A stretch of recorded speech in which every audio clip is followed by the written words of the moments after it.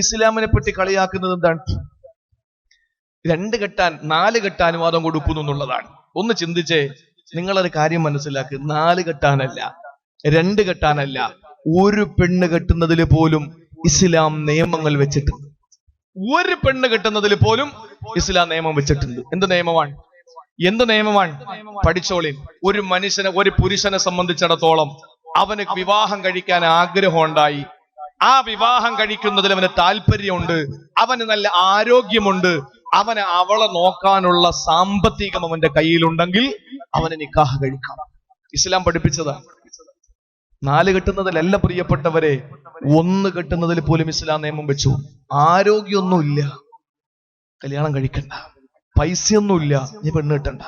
ആഗ്രഹമല്ല, പെണ്ണിട്ട കാര്യമില്ലല്ലോ. ആഗ്രഹം കൊണ്ട് ഉസ്താദെ പൈസ ഇല്ല, ആരോഗ്യമൊക്കെ ആവശ്യത്തിനുണ്ട്, പക്ഷെ പൈസയൊന്നുമില്ല. അള്ളാഹുവിന്റെ ദീൻ പറഞ്ഞ എന്താ? എന്ന മര്യാദയ്ക്ക് നോമ്പും പിടിച്ചിട്ട് പള്ളിയിൽ പോയിരുന്നു. നബി മുഹമ്മദ് മുസ്തഫ. ആഗ്രഹം ഉണ്ടായ പോലെ, ആഗ്രഹം ആർക്കും ഉണ്ടാവും. പക്ഷേ അവളെ പോറ്റാനും അവൾക്ക് മഹർ കൊടുക്കാനും അവൾക്ക് ആഹാരം വാങ്ങിക്കൊടുക്കാനും കൊല്ലത്തിൽ 2 ജോഡി വസ്ത്രം വാങ്ങിച്ചു കൊടുക്കാനും കുറഞ്ഞത് പ്രശ്നമൊന്നും ഉണ്ടാക്കണ്ട. അപ്പൊ അതിനൊക്കെയുള്ള സാമ്പത്തിക നിനക്കുണ്ട് എങ്കിൽ നീ എന്ത് ചെയ്യണം? വിവാഹം കഴിക്കണം. ഇല്ലെങ്കിലോ നോമ്പ് പിടിച്ചിട്ട് നിന്റെ വികാരത്തെ ഉടയ്ക്കണമെന്ന് മുഹമ്മദ് മുസ്തഫ. അതാണ്. 1 നിയമം വെച്ചിട്ടുണ്ട്.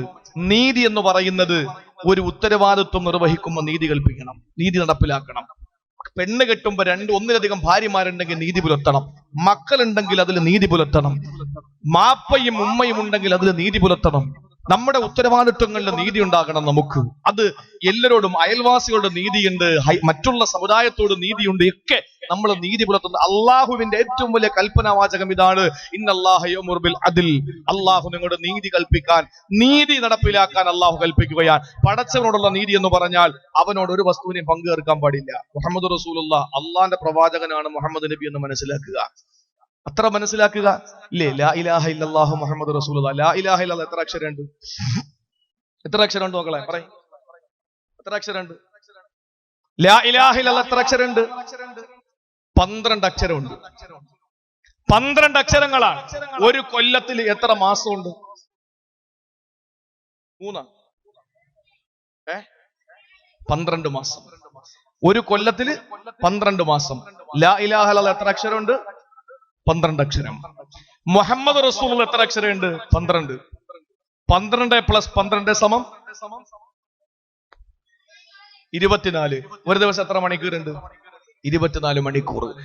12 മാസക്കാലം അവന്റെ ജീവിതം ലാ ഇലാഹ ഇല്ലല്ലാഹ് ആകണം. 24 മണിക്കൂറും അവന്റെ പ്രവർത്തനം മുഹമ്മദ് റസൂലുള്ളാഹ് ആകണം. എങ്കിലേ അവന് പരിപൂർണ്ണ മുസ്ലിം ആകും. ഇത് നീതിയാണ്. മാത്രമല്ല, അറബി ഗ്രാമറിൽ, അറബി കലാമിൽ ഇത്രയും വലിയ ഒരു വാചകത്തിൽ പുള്ളിയില്ലാത്തത് ലാ ഇലാഹ ഇല്ലല്ലാഹു മുഹമ്മദ് റസൂലുള്ളാഹ് മാത്രമാണ്. വേറെ ഏത് പരിശോധിച്ച് നോക്ക്, പുള്ളിയാണ്. ഇത്രയും വലിയൊരു വാചകത്തില് പുള്ളിയില്ലാത്ത, ഇത്രയും നീളമുള്ള വാചകം ലാ ഇലാഹ ഇല്ലല്ലാഹ് മുഹമ്മദ് റസൂലുള്ളാഹ് എന്ന 2 വാചകങ്ങളാണ് അറബി ഗ്രാമറിൽ. വേറെ ഒരെണ്ണം നമുക്ക് കാണാൻ കഴിയില്ല. നിങ്ങൾ പരിശോധിച്ച് നോക്കിയാൽ മതി. ചെന്നിട്ട് ഓരോ ആയത്തുകളും പരിശോധിച്ച് നോക്കാൻ കാണാൻ കഴിയും. പുള്ളിയില്ലാത്ത വേറൊരു വാചകമില്ല പ്രിയപ്പെട്ടവരെ. എന്താണതിൽ മനസ്സിലാകുന്നത്? ഒരു മനുഷ്യന്റെ ഹൃദയത്തിൽ കാപട്യത്തിന്റെ പുള്ളി വരാൻ പാടില്ല. ലാ ഇലാഹ ഇല്ലല്ലാഹ് അനുസരിച്ച് ജീവിക്കുന്ന ഒരാൾക്ക്, മുഹമ്മദ് റസൂലുള്ളാഹി അനുസരിച്ച് ജീവിക്കുന്ന ഒരാൾക്ക് ഹൃദയത്തിൽ എന്ത് വരാൻ പാടില്ല? പുള്ളി വരാൻ പാടില്ല. പുള്ളിയില്ലാത്ത അക്ഷരങ്ങളാൽ യോജിപ്പിക്കപ്പെട്ട ഒരു വലിയ 2 വാചകങ്ങളാണ്. ഇല്ലേ? പുള്ളിയുള്ളതും ഇല്ലാത്ത അക്ഷരം ഇല്ലേ? അലിഫിന് പുള്ളിയില്ല, ബായിന് പുള്ളിയുണ്ട്, തായിന് 2 പുള്ളിയുണ്ട്, സായിന് പുള്ളിയുണ്ട്, ജീമിന് പുള്ളിയുണ്ട്, ഹായിന് പുള്ളിയില്ല, ഖായിന് പുള്ളിയുണ്ട്, ദാലിന് പുള്ളിയില്ല, ദാലിന് പുള്ളിയുണ്ട്, റായിന് പുള്ളിയില്ല, സായിന് പുള്ളിയുണ്ട്, സീനിന് പുള്ളിയില്ല, ഷീനിന് പുള്ളിയുണ്ട്, സ്വാദിന് പുള്ളിയില്ല, ലാദിന് പുള്ളിയുണ്ട്, ത്വായിന് പുള്ളിയില്ല, ലായിന് പുള്ളിയുണ്ട്, ഐനിന് പുള്ളിയില്ല, ഗൈനിന് പുള്ളിയുണ്ട്, ഫായിനും കാഫിനും പുള്ളിയുണ്ട്, കാഫിനും ലാമിനും മീമിനും പുള്ളിയില്ല, നൂനിന് പുള്ളിയുണ്ട്, വാവിന് പുള്ളിയില്ല, ഹായിന് പുള്ളിയില്ല, യാഇന് 2 പുള്ളിയുണ്ട്. അറബി അക്ഷര ഗ്രാമറിൽ, അറബി അക്ഷരങ്ങളില് പുള്ളി ഉള്ളതും ഇല്ലാത്തതുമായ അക്ഷരങ്ങൾ അല്ലാഹു സൃഷ്ടിച്ചപ്പോ സഹോദരങ്ങളെ ഈ രണ്ട് വാചകങ്ങളാണ്, പുള്ളികളില്ലാത്ത രണ്ട് വലിയ വാചകങ്ങളെങ്കിൽ ലാ ഇലാഹ ഇല്ലല്ലാഹു മുഹമ്മദുർ റസൂലുള്ളാഹ്. ഇത് വിശ്വസിക്കുന്ന ജീവിതത്തിൽ പ്രവർത്തിക്കുന്ന ഒരു മനുഷ്യന് നിഫാഖിന്റെ പുള്ളി വരാൻ പാടില്ല, കാപട്യത്തിന്റെ പുള്ളി വരാൻ പാടില്ല. അല്ലാഹു ആദ്യമായിട്ട് കൽപ്പിച്ചത് അതിലാണ്, നീതിയാണ്. റബ്ബിനോട് നീതിയുണ്ട്, ലാ ഇലാഹ ഇല്ലല്ലാഹു മുഹമ്മദുർ റസൂലുള്ളാഹ്. പടപ്പിനോട് നീതിയുണ്ട്, അതെങ്ങനെയാണ്? നീതി കൽപ്പിക്കലാണ്, നീതിയോടെ ജീവിക്കലാണ്. രണ്ടാമതല്ല പറയുകയാണ് വൽ ഇഹ്സാൻ. അല്ലാഹു തആല കൽപ്പിക്കുകയാണ് ഇന്നല്ലാഹ യഅ്മുറു ബിൽ അദ്ലി വൽ ഇഹ്സാൻ. ഇഹ്സാൻ കൊണ്ടല്ല കൽപ്പിക്കുകയാണ്. എന്താണ് ഇഹ്സാൻ എന്നറിയുമോ സഹോദരങ്ങളെ? റബ്ബിനോട് ഇഹ്സാൻ ഉണ്ട്, പടപ്പിനോട് ഇഹ്സാൻ ഉണ്ട്. 1000 വട്ടം ഞാൻ പറയുന്നു, ഒരാൾ അള്ളാന്റെ ബാധ്യതകൾ നിറവേറ്റിയാൽ മുസ്ലിം അല്ല. അവൻ നിസ്കരിച്ചത് കൊണ്ട് മുസ്ലിം അല്ല, നോമ്പ് പിടിച്ചത് കൊണ്ട് മുസ്ലിം അല്ല, ഹജ്ജിന് പോയത് കൊണ്ട് മുസ്ലിം ആകുന്നില്ല. യഥാർത്ഥ മുസ്ലിം ആകടോ അവനവന്റെ അയൽക്കാരന്റെ വിഷയം പരിഗണിക്കുക, അവന്റെ മാതാവിന്റെ പിതാവിന്റെ കാര്യം പരിഗണിക്കുക, അവന്റെ ഭാര്യയുടെയും പൊന്നുമക്കളുടെയും വിഷയങ്ങൾ പരിഗണിക്കുക, അവന്റെ സമൂഹത്തിന്റെ അവന്റെ ആ സൊസൈറ്റിയിലുള്ള ആളുകളെ പരിഗണിക്കുക. എങ്കിലേ അവന് മുസ്ലിമാകാൻ കഴിയൂ. സഹോദരങ്ങളെ, അമുസ്ലിമിനോട് പെരുമാറേണ്ട പെരുമാറ്റ രീതികൾ ചൊവ്വാകുമ്പോഴാണ് ഒരാള് മുസ്ലിമാകുന്നത്. അല്ലാതെ ഒരിക്കലും എന്റെ പ്രിയപ്പെട്ടവരെ മുസ്ലിമാകൂല. അതുകൊണ്ട് പഠിച്ചു വെച്ചോ, ഇഹ്സാൻ റബ്ബിനോടുണ്ട്. എങ്ങനെയാണ്? അനതഅബുദല്ലാഹ കഅന്നക തറാഹു വഇൻ ലം തകുൻ തറാഹു ഫഇന്നഹു യറാക. റസൂലുള്ളാഹി പറഞ്ഞു എങ്ങനെയാണ് ഇഹ്സാൻ റബ്ബിനോട് കാണിക്കേണ്ടത്. ഒന്ന് ശ്രദ്ധിക്കേണ്ട പ്രിയപ്പെട്ട സഹോദരങ്ങളെ. ഇപ്പൊ നമ്മുടെ വീട്ടിൽ ഒരാളെ പണിക്ക് നിർത്തി, നമ്മുടെ വീടിന്റെ മുറ്റമൊക്കെ ഒന്ന് പുല്ല് പറിക്കാൻ വേണ്ടി ഒരാളെ നിർത്തി. നമ്മൾ കസേര കോലായിൽ വലിച്ചിട്ട് നമ്മൾ ഇരുന്നാൽ ഈ പണി ചെയ്യുന്ന ആള് നല്ലതുപോലെ പണി ചെയ്യൂലേ? നമ്മളില്ലെങ്കിലോ അവൻ ഇരുന്ന് സിഗരറ്റ് ഒക്കെ വലിച്ച് അവനിരുന്ന് കാര്യമൊക്കെ പറഞ്ഞ് ഫോണൊക്കെ ചെയ്ത് എന്ത് ചെയ്യും? അങ്ങനെ ജോലി ചെയ്യാ. അല്ലെങ്കിൽ നമ്മൾ ഉണ്ടെന്ന് കണ്ടാലോ നല്ല സൂക്ഷ്മതയോടെ കാര്യങ്ങൾ പെട്ടെന്ന് ടപ്പ പണി അങ്ങ് തീരുക, ജോലി പെട്ടെന്ന് അങ്ങ് ചെയ്യാൻ. ഇനി അത് തൊട്ടു മുമ്പിൽ ഉണ്ടാകുമ്പോഴാണ്. ഇനി തൊട്ടു മുമ്പിൽ യജമാനനില്ല, മുതലാളി മുമ്പിലില്ല, പക്ഷെ അയാള് ഒരു ക്യാമറ ഫിറ്റ് ചെയ്തിട്ട് അകത്തിരുന്നത് കണ്ടുകൊണ്ടിരിക്കുകയാണ്. അയാളെ തൊട്ടടുത്തില്ലെങ്കിലും ക്യാമറ വെച്ചിട്ട് അയാൾ അകത്ത് സ്ക്രീനിൽ കണ്ടുകൊണ്ടിരിക്കുകയാണ്. അപ്പൊ അതുകൊണ്ട് നമ്മൾ എന്ത് ചെയ്യണം? നല്ലപോലെ ജോലി ചെയ്യണം. കാരണം അയാൾ മുമ്പിലില്ലെങ്കിലും വേറെ സ്ഥലത്തിരുന്ന് കാണുകയാണല്ലോ. എന്നതുപോലെയാണ് നീ അള്ളാഹു നിന്റെ മുമ്പിലുള്ളതുപോലെ, നീ റബ്ബിനെ കാണുന്നത് പോലെ നീ ഇബാദത്ത് എടുക്ക്. വൈലം തക്കുൻ തറാഹു, നീ അവനെ കണ്ടില്ല എങ്കിലും ഫൈനഹു യറാക്ക്, അവനത് കണ്ടുകൊണ്ടിരിക്കാൻ. അപ്പൊ നമ്മുടെ ഇബാദത്ത് നമ്മൾ അള്ളാഹുവിനെ കാണുന്നത് പോലെ നമ്മൾ എന്ത് ചെയ്യുക? ഇബാദത്ത് എടുക്കുക. എന്ന് പറഞ്ഞാൽ നിസ്കരിക്കുന്ന ഒരാൾ റബ്ബ് അടുത്തുനിന്ന് ഇങ്ങനെ നോക്കിക്കൊണ്ട് നിൽക്കാൻ, ആ ഒരു ചിന്തയിൽ നിസ്കരിക്കുക. നമ്മുടെ നിസ്കാരത്തിന് മാറ്റം ഉണ്ടാവും. മദ്യപിക്കാൻ പോവാൻ ആരുമില്ല, കുപ്പി കയ്യിൽ കിട്ടി, അച്ചാറൊക്കെ റെഡിയായി, നമ്മൾ അതിന്റെ ആ കുപ്പിയുടെ ആ ക്യാപ്പിളക്കാൻ പോകുന്ന സമയത്ത് അള്ളാഹു എന്റെ മുമ്പിൽ നിൽക്കാണ്, പടച്ചോത് കണ്ടോണ്ട് നിൽക്കാണ്. തൊണ്ടയ്ക്ക് താഴെ ഒരു തുള്ളി വെള്ളം ഇറങ്ങാത്തൊരവസ്ഥ അള്ളാഹു സൃഷ്ടിച്ചു കഴിഞ്ഞാൽ എന്റെ പ്രിയപ്പെട്ടവരെ ആരാണ് അതിനൊരു ശമനം വരുത്താനുള്ളത്? റബ്ബല്ലാതെ. ആ ഒരു ചിന്തയുള്ളവന് പിന്നെ കുപ്പി പൊട്ടിക്കുവോ? ഇല്ല. അപ്പൊ അള്ളാഹുവിനെ കാണുന്നത് പോലെ ഇബാദത്ത് എടുക്കുക. അതാണ് ഇഹ്സാൻ. അള്ളാഹു മനസ്സിലാക്കാനുള്ള ബോധം തരട്ടെ. ഇനി സൃഷ്ടിയോടുള്ള ഇഹ്സാൻ ഉണ്ട്. അതെങ്ങനെയാണ്? ആദരവായ പ്രവാചകന് പറയുകയാണ്,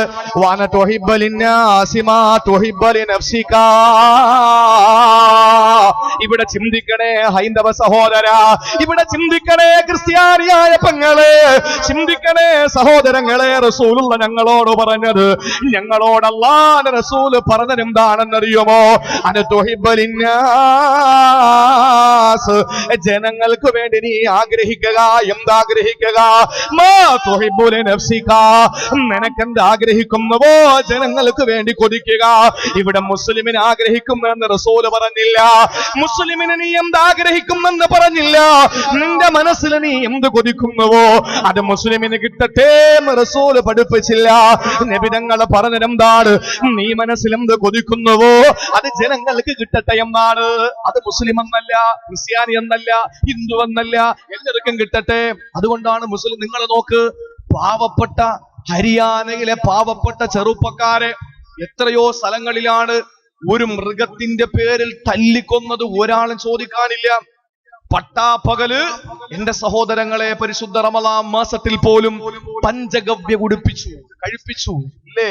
ഒട്ടകത്തിന്റെ പിന്നെ പശുവിന്റെ ചാണകം, പശുവിന്റെ മൂത്രം, പശുവിന്റെ പാല്, പശുവിന്റെ നെയ്യ് അടക്കമുള്ള അതുപോലെ വേറെന്തോ സാധനം, ഇതെല്ലാം കൂടി ഒരുമിച്ച് കൂട്ടുന്ന പഞ്ചഗവ്യ 5 സാധനങ്ങൾ കൂടി ഉണ്ടാക്കുന്ന പശുവിൽ നിന്നുണ്ടാക്കിയെടുക്കുന്ന ഒരു പ്രത്യേകതരം ഭക്ഷണം അത് കഴിപ്പിച്ചു. ആരെ? മുസ്ലിം സഹോദരങ്ങൾ, നോമ്പുകാരായ സഹോദരങ്ങളെ പട്ടാപ്പകല് പച്ചയ്ക്ക് നടു റോഡിലെത്തിയിട്ട് കഴിപ്പിച്ചു. എന്താ ചെയ്തതിന്റെ പേരിലാണ്? പശുവിന്റെ തുകൽ കച്ചവടം ചെയ്തു എന്നതിന്റെ പേരിൽ. ആരും ചോദിക്കാൻ വന്നില്ല, ഒരു പ്രശ്നം അതിന്റെ പേരിൽ ഉണ്ടായില്ല.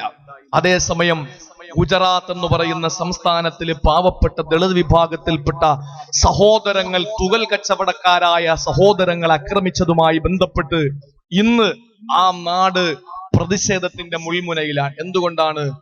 മുസ്ലിം അല്ലാത്ത ഒരാൾക്കൊരു വിഷയം വന്നപ്പോൾ മുസ്ലിങ്ങൾ കൂടി അതിൽ രംഗത്ത് വന്നു. അവർക്കത് സഹിക്കൂല. കാരണം എന്താണ്? ഇഹ്സാൻ, നമ്മൾ എന്താ ആഗ്രഹിക്കും അത് മറ്റുള്ളവർ കൂടെ കിട്ടണമെന്നുള്ള ഒരു മനസ്സിന്റെ ആഗ്രഹം, അതൊരു മോമിനിന്റെ ധാർമ്മിക രോഷമാണ്, ഒരു മോമിനിന്റെ ധാർമ്മികതയാണ്. അത് ഒരിക്കലും അവന്റെ ജീവിതത്തിൽ നിന്ന് മാറ്റിവെക്കാൻ കഴിയില്ല. എങ്കിൽ അള്ളാഹു കൽപ്പിച്ച 2ാമത്തെ കാര്യമാണ് അൽ ഇഹ്സാൻ. 3-മതല്ല പറയുകയാണ് നിന്റെ ഏറ്റവും അടുത്ത ബന്ധുമിത്രാദികൾക്ക് നീ ധർമ്മം ചെയ്യണേ. നീ ഫിത്ർ സക്കാത്തിന്റെ അരി കൊടുക്കുന്നത് ആർക്കാണ് കൊടുക്കേണ്ടത്? നിന്റെ കുടുംബക്കാർക്ക് കൊടുത്താൽ അതിന് 3 പുണ്യമുണ്ടെന്നാണ് റസൂലുള്ള പഠിപ്പിക്കുന്നത്. ഒന്ന് സദഖയുടെ കൂലിയാണ്, 2 കുടുംബബന്ധം ചേർത്തതിന്റെ കൂലിയാണ്, അതുപോലെ സഹോദരങ്ങളെ ഫിത്ർ സക്കാത്തിന്റെ കൂലിയാണ്. അങ്ങനെ ഏതൊരു കാര്യമായിരുന്നാലും നിന്റെ അടുത്ത ബന്ധുക്കൾക്ക് കൊടുത്താൽ 3 പുണ്യം കിട്ടുമെന്നാണ്. എന്തുകൊണ്ടാണ് ഇതിൽ ഖുർബ? കുടുംബക്കാരെ നിങ്ങൾ ശ്രദ്ധിക്കണേ, കുടുംബക്കാരെ നിങ്ങൾ ചിന്തിക്കണേ, കുടുംബക്കാർക്ക് നിങ്ങൾ ഗുണം ചെയ്യണേ. ഇത് അല്ലാഹുവിന്റെ പരിശുദ്ധമായ ഖുർആനിന്റെ ഏറ്റവും വലിയ ഒരു ആജ്ഞാവാക്യമാണെങ്കിൽ എന്റെ ശബ്ദം ശ്രവിക്കുന്ന സഹോദരങ്ങളോട്, സഹോദരിമാരോട് പറയുകയാ, മഹാനായ ഇബ്നു മസ്ഊദ് റളിയല്ലാഹു തആല എന്ന് പറയുകയാണ്, അല്ലാഹുവിന്റെ പരിശുദ്ധമായ ഖുർആനിലെ കൽപ്പനകളിൽ ഏറ്റവും വലിയ കൽപ്പന തന്നെയാണ്. ആ സമയത്ത് 3-മത് ചോദിക്കുകയാണ്, എന്താണ് മഹാനായ ഇബ്നു മസ്ഊദ് അല്ലാഹുവിന്റെ ഖുർആനിലെ ഏറ്റവും സാരസമ്പുഷ്ടമായ ആയത്തേതാണ്? ഏറ്റവും സാരസമ്പുഷ്ടമായ ആയത്തേതാണ്? 3-മത് ചോദിച്ചതാണ്. ഏറ്റവും സാരസമ്പുഷ്ടമായ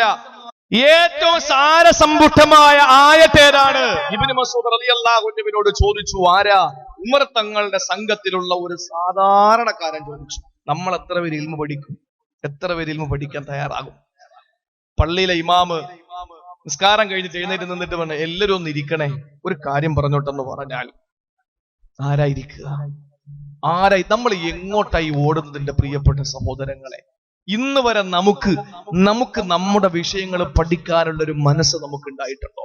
നിക്കാഹിന്റെ സദസ്സില് പുതിയാപ്പള കല്യാണം കഴിക്കാൻ പോകുന്ന പുതിയാപ്പള സ്വർണ്ണം എടുക്കാൻ സമയമുണ്ട്, തുണി എടുക്കാൻ സമയമുണ്ട്, കല്യാണം വിളിക്കാൻ സമയമുണ്ട്, കൂട്ടുകാരൊപ്പം സെൽഫി എടുക്കാൻ സമയമുണ്ട്, ഒക്കെ സമയമുണ്ട്. പള്ളിയിലെ മഹലിലെ ഖത്തീബിന്റെ അടുത്ത് വന്നിട്ട്, ഉസ്താദേ ഈ പെണ്ണിന്റെ വാപ്പാന്റെ കൈ പിടിച്ചിട്ട് ഞാൻ എന്തൊക്കെ പറയുമല്ലോ, അപ്പോഴും ഞാൻ ആയി പോകാതെ ഇപ്പൊ നിങ്ങളൊന്ന് പറഞ്ഞു തരി എന്ന് പറഞ്ഞിട്ടൊന്ന് എഴുതിയെടുത്ത് പഠിക്കുന്ന എത്ര പുതുമാരനുണ്ട്, എത്ര പുതിയാപ്പളയുണ്ട്. ആ പുതിയാപ്പള അതിനൊന്നും തയ്യാറാവൂല. പക്ഷെ ഉസ്താദ് ഒരു വക്കത്ത് ഇല്ലാതെ വന്നു, ഭാര്യയ്ക്ക് വേറെ മുടക്കായിട്ട് വീട്ടിൽ പോയി, അല്ലെങ്കിൽ മക്കൾക്ക് സുഖമില്ലാതെ വീട്ടിൽ പോയി എന്ന് കണ്ടാലും വന്നിട്ട് ഉടക്കുണ്ടാക്കുന്ന, പ്രശ്നം ഉണ്ടാക്കുന്ന ആളുകളാണ്. പക്ഷെ അവന്റെ ഒരു വിഷയം വന്നപ്പോൾ ചോദിച്ചു പഠിക്കാൻ നല്ല മനസ്സ് കാണിക്കാത്ത ചെറുപ്പക്കാര് എന്തിനാണ്? എന്റെ പ്രിയപ്പെട്ട സഹോദരങ്ങളെ, ഇന്ന് റസൂലുള്ള പറഞ്ഞല്ലോ, ഇന്നല്ലാഹ യബ്ഗളു കുല്ല ജഅലരിൻ ജവ്വാലിൻ സഖാബിൻ ബിൽ അസ്വാഖി. എന്താ പറഞ്ഞേ? അള്ളാഹു ഏറ്റവും കൂടുതൽ കോപിക്കുന്ന ആരോടെന്നറിയോ? എന്റെ പെങ്ങന്മാര് പഠിച്ചോളി. അള്ളാഹു ഏറ്റവും കൂടുതൽ കോപിക്കുന്ന ആരോടാ കോപിക്കുന്നത്? അള്ളാഹ്ക്ക് ഏറ്റവും ദേഷ്യം ആരെടുത്താണ്? നമ്മൾ പറയും മറ്റവന്റെ അടുത്ത് അള്ളാഹ്ക്ക് ദേഷ്യം, അവന്റെ അടുത്ത് അവൻ പറയും നിങ്ങളുടെ അടുത്ത ദേഷ്യം. അങ്ങനെയല്ല, ഏറ്റവും ദേഷ്യം അള്ളാഹ്ക്കുള്ളത് ആരോടെന്നറിയോ? ആരോടാ? കുല്ല ജഅലരിൻ. അള്ളാന്റെ റസൂല് പറയുന്നു, അള്ളാഹ്ക്ക് ഏറ്റവും കൂടുതൽ ദേഷ്യമുള്ളത് ഏറ്റവും വലിയ കടുത്ത പ്രകൃതിക്കാരനോടാണ്. മുഖത്ത് നോക്കാൻ പറ്റൂല, മൃഗത്തിന്റെ നോട്ടമാണ്. ഒന്നും മിണ്ടാൻ പറ്റൂല, കാണ്ടാമൃഗത്തിന്റെ ശബ്ദമാണ്. ഒന്ന് ഇടപെടാൻ പറ്റൂല, അവൻ അത്രത്തോളം ചീറ്റപ്പുലികളെ പോലെ നിൽക്കുകയാണ് അല്ലെ? ഒരു മനസ്സിനൊരു തൃപ്തിയില്ല അവനെ കാണുമ്പോ. കടുത്ത പ്രകൃതി. എന്തെങ്കിലും ഒരു ആവശ്യത്തിന് വേണ്ടി ചെല്ലുമ്പോ അവന്റെ മുഖത്തേക്കൊന്ന് നോക്കാൻ പോലും മറയ്ക്കുന്ന രീതിയിൽ കടുത്ത പ്രകൃതിക്കാരൻ, അള്ളാഹുവിന് ഇഷ്ടമില്ലാത്തവനാ. രണ്ടാമത് റസൂലുള്ള പറഞ്ഞു, ജവ്വാലിൻ, തീറ്റിമാടൻ, തിന്നാൻ വേണ്ടി ജീവിക്കുന്നവനാ. ഞാൻ ഓർത്തു പോകുന്നത്, മുമ്പ് ഒരു സ്ഥലത്ത് പ്രസംഗത്തിന് മുമ്പെന്ന് പറഞ്ഞാൽ വളരെ മുമ്പൊന്നുമല്ല, ഒരു 6 മാസത്തിന് മുമ്പ് ഞാൻ അവിടെ ഭക്ഷണം കഴിക്കാൻ വേണ്ടി ആ വീട്ടിൽ പോകുമ്പോ എന്റെ അടുത്തൊരു സഹോദരൻ വന്നു ഭക്ഷണം കഴിക്കാൻ വേണ്ടി നമ്മളെ കൂട്ടത്തിരിക്കാറുണ്ട്. അപ്പോ ആ കൂട്ടത്തിൽ ഭക്ഷണം കഴിക്കാൻ വേണ്ടി വന്ന ആ സഹോദരൻ എന്റെ അടുത്തിരുന്ന് ഭക്ഷണം കഴിച്ചുകൊണ്ടിരിക്കുകയാണ്. അപ്പൊ ഇടത്തെ കയ്യില്, ഇവിടെ എന്താ പറയുന്നത് എനിക്കറിയില്ല, ഈ ചെറിയ പച്ചമുളക് ഉണ്ടല്ലോ, കാന്താരി മുളക് എന്ന് പറയുന്നത്, കാന്താരി മുളക് ഇടത്തെ കയ്യിൽ ഇരിക്കുകയാണ്. വലത്തെ കയ്യില് വലിയൊരു കോഴിയുടെ കാല് പൊരിച്ചത്, വലിയൊരു കോഴിക്കാല് കയ്യിലിരിക്കുന്നു, ഇടത്തെ കയ്യിൽ ചെറിയ കാന്താരി മുളക്. വല്ലാഹി നടന്ന കാര്യം പറയുന്നത്. ഇയാൾ ഈ കോഴിയുടെ കാലിൽ നിന്നൊരു കടി കടിക്കും, കാന്താരി മുളകിൽ നിന്നൊരു കടി കടിക്കും. അപ്പൊ ഞാൻ ചോദിച്ചത് എന്ത് പറ്റി? കൊളസ്ട്രോൾ അവസ്ഥ, കൊളസ്ട്രോൾ, ഭയങ്കര കൊളസ്ട്രോൾ. ഞാൻ പിന്നെ കോഴിയുടെ കാലം കളഞ്ഞാൽ പോരെ, അതില്ലാതെ ഭക്ഷണം ഇറങ്ങില്ല, അതില്ലാതെ ഭക്ഷണം കഴിക്കാൻ പറ്റൂല. തിന്നാൻ വേണ്ടി നമ്മൾ ജീവിക്കാൻ, അല്ലേ? തിന്നാൻ വേണ്ടി അങ്ങനെ തീറ്റിമാടനാകുന്ന ഒരാള് അള്ളാന്റെ റസൂല് പറയുന്ന അള്ളാഹ്ക്ക് ഇഷ്ടമില്ലാത്തവനാണ്. തിന്നാൻ വേണ്ടിയല്ല ജീവിക്കേണ്ടത്, പിന്നെ എങ്ങനെ ജീവിക്കണം? ജീവിക്കാൻ വേണ്ടി തിന്നണം, ജീവിക്കാൻ വേണ്ടി തിന്നണം, തിന്നാൻ വേണ്ടി ജീവിക്കാൻ പാടില്ല. മൂന്നാമനല്ല വെറുക്കുന്ന ആളിനെ പറ്റി പറഞ്ഞു,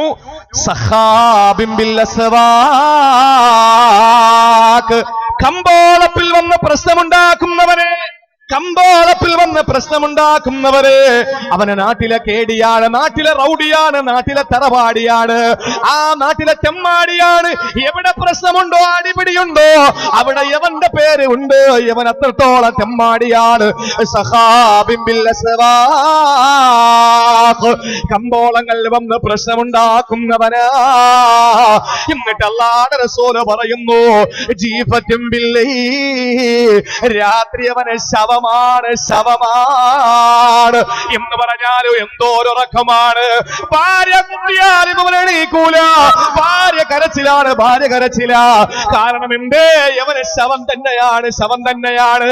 എഴുന്നേക്കൂല, അവന്റെ മക്കളുടെ കാര്യം നോക്കൂല, ഭാര്യയുടെ കാര്യം നോക്കൂല. ഒന്നാ കൂർക്കം വലിച്ച് ശവത്തെ പോലെ കിടക്കുകയാ. ആദരവായ പ്രവാചകൻ പറയുന്നു, പിന്നെ അവന്റെ പ്രത്യേകത എന്തെന്നറിയുമോ? അല്ലാഹുവിന്റെ റസൂല് പറയുന്നു, ഹിമാരിം പിന്നെ പകലിലാണെങ്കിലോ അവനെ കഴുതയെ പോലെ പണിയെടുക്കുന്നവനാണ്. പണിയെടുക്കുന്നതിന് തടസ്സമില്ല, അവനെ പണിയെടുക്കുന്നതിന് മടിയില്ല. എത്ര 1000 കിലോ എടുത്ത് തലയിൽ വെച്ചാൽ ചുമന്നു കൊണ്ടുപോകും. അവൻ അതിന് നല്ല മടിയില്ലാത്തവനാണ്. രാത്രി വന്ന് ശവത്തെ പോലെ കിടക്കുന്നവനാ. തീറ്റയിലെ മുമ്പന്തിയില, എവിടെ പോയാലും അടിയുണ്ടാക്കുന്നോനാ. അതുപോലെ തന്നെ അല്ലാഹുവിന്റെ റസൂല് പറയുന്ന കടുത്ത പ്രകൃതിക്കാരനാണ്. നബിതങ്ങൾ പറയുന്നു, ദുനിയാവിന്റെ ഏത് കാര്യങ്ങളും അവനറിയാ. പക്ഷെ ആഖിറത്തിന്റെ ഒരു കാര്യവും അവനറിയില്ല. നിസ്കാരത്തിന്റെ ഫർള് ചോദിച്ചാൽ അവനറിയില്ല, ഒളിമുറിയുന്ന കാര്യം ചോദിച്ചാൽ അവനറിയില്ല. പക്ഷേ ഒരു ചെറിയ വലിയൊരു മൊബൈൽ എടുത്ത് കയ്യിൽ കൊടുത്താൽ ബറാക് ഒബാമയെയും അവനും കൂടെ ഒരുമിച്ച് തോളിൽ കൈയിട്ട് കാങ്കോൽ പള്ളിക്കകത്തിരിക്കുന്നത് ഉണ്ടാക്കിയെടുക്കും. മൊബൈൽ കണ്ടിട്ടില്ലേ? ബറാക് ഒബാമയും അവനും കൂടി കാങ്കോൽ പള്ളിയിലെ ഹൗദിനകത്ത് ഒളു ചെയ്തുകൊണ്ടിരിക്കുന്നതായിട്ട് അവന് മൊബൈലിൽ സെറ്റപ്പ് ആക്കി എടുക്കുക. കാര്യം എന്താ? നല്ല നൈപുണ്യമാണ് ആ വിഷയത്തിലൊക്കെ. ദുനിയാവിന്റെ എല്ലാ കാര്യത്തിലും അവന് നൈപുണ്യമുണ്ട്. പക്ഷെ ആഖിറത്തിന്റെ കാര്യം ചോദിച്ചാലോ, മോനെ ഒളു മുറിയുന്ന കാര്യം എത്ര? അത് അവനറിയില്ല. എത്ര പേർക്കറിയാം? അതുകൊണ്ട് പ്രിയപ്പെട്ട സഹോദരങ്ങളെ, പഠിക്കും. അള്ളാന്റെ പരിശുദ്ധ ഖുർആനിലെ ഏറ്റവും സാരസമ്പുഷ്ടമായ വാക്യം ഏതാണെന്ന് ഇബ്നു മസ്ഊദിനോട് ചോദിക്കുമ്പോൾ അദ്ദേഹം പറഞ്ഞ മറുപടി എന്താണെന്നറിയോ? ഏറ്റവും സാരസമ്പുഷ്ടമായ ഈ ഒരൊറ്റ പ്രസംഗം മതി. ഏത് പ്രസംഗം? എന്റെ പ്രസംഗമല്ല, ഇബ്നു മസ്ഊദ് തങ്ങൾ പറഞ്ഞ ആ ഒരു ആയത്ത് മാത്രം മതി ഒരാൾ നന്നാവാൻ. അത്ര വലിയ സാരസമ്പുഷ്ടമായ ആയത്ത് ഏതാണ്? പഠിച്ചോളി. അള്ളാഹു മനസ്സിലാക്കാനുള്ള തൗഫീക്ക് നൽകി അനുഗ്രഹിക്കുമാറാവട്ടെ.